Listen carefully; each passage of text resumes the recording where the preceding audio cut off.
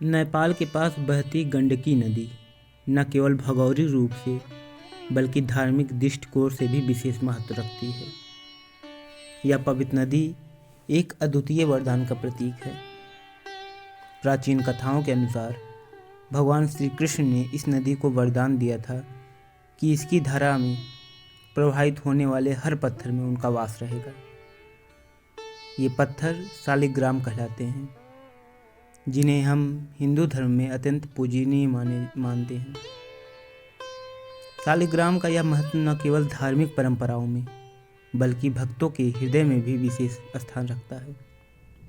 श्री चैतन्य महाप्रभु के शिष्य श्री गोपाल भट्ट जी ने इस पावन शालिग्राम की महिमा को समझा और वे गंडकी नदी से शालिग्राम को लेकर वृंदावन आए। वृंदावन में गोपाल भट्ट जी ने शालिग्राम जी की पूजा करना आरंभ किया। एक दिन एक व्यापारी भगवान की पोशाक लेकर आया, जिसे देखने के बाद सभी भक्त अपने अपने ठाकुर जी को सजाने के लिए पोशाक खरीदने लगे। गोपाल भट्ट जी के मन में भी अपने ठाकुर जी को सजाने की इच्छा उत्पन्न हुई, लेकिन उनके ठाकुर गोल मटोल शालिग्राम रूप में थे, जिन्हें सजाना आसान नहीं था।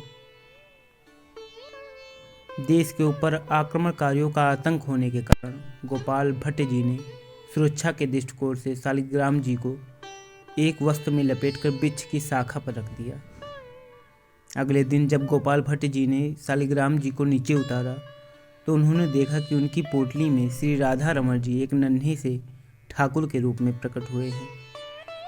इस रूप में श्री कृष्ण अपने एक हाथ में मुरली लिए हुए प्रकट हुए थे, जिससे भक्तों में आनंद और भक्ति का सागर उमड़ पड़ा। श्री राधा रमण जी के प्रकट होने का यह शुभ दिन 1599 विक्रम संवत की बैसाख शुक्ल पूर्णिमा को हुआ। यह दिन न केवल श्री राधा रमण जी के प्रकटोत्सव के रूप में मनाया जाता है, बल्कि इसे शालिग्राम जी के चमत्कार और श्री कृष्ण के भक्ति के अद्भुत रूप का प्रतीक माना जाता है। वृंदावन के भक्तों के लिए यह दिन आज भी अत्यंत पवित्र और उत्साहजनक होता है। शालिग्राम की पूजा हिंदू धर्म में अत्यंत महत्वपूर्ण है। यह माना जाता है कि शालिग्राम में भगवान श्री विष्णु का वास होता है और इसे श्री कृष्ण का एक प्रतीक माना जाता है। शालिग्राम के इस स्वरूप को घर में रखकर पूजा करने से सभी कष्टों का निवारण होता है और घर में सुख समृद्धि आती है। इस प्रकार गंडकी नदी से वृंदावन तक की यह यात्रा एक अद्भुत कथा को जीवंत करती है।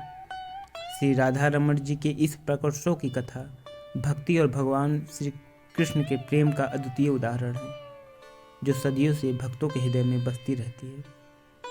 तो कैसा लगा आपको आज का ये वीडियो? अपनी प्रतिक्रिया जरूर दें। धन्यवाद।